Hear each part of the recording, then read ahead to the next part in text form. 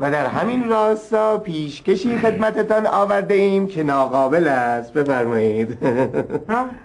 این یه دونه MP3 پلیر ما برای شما آوردیم که این قسمت توش موسیقی قرار داره. یه دکمه میزنیم موسیقی میخونه، بعد این بیلبیلک ها رو اینجوری میذارین تو گوشتون و باهاش موسیقی گوش میدین. این چیه؟ این MP3 پلیر هستش. اینا قدیمی شده.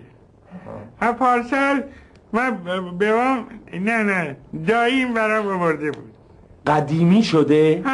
قبلا تو از اینا دیده بودی؟ من 80 گیگ شده. ایناست 80 گیگشه. اینا به من آورده، اینا داییم آورده. 80 گیگشو داری شما؟ مانیتورم داره. 80 گیگ دیگه چیه؟ حالا بلش کنی این گیگ بعد از میگابایت. نه خب اب نداره. ببخشید کادو ما قدیمی بود عمو مراد.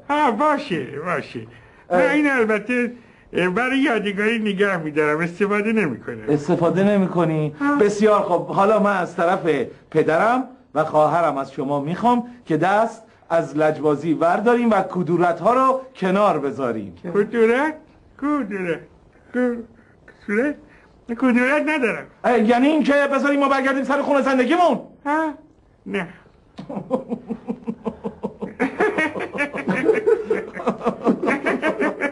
کوفت.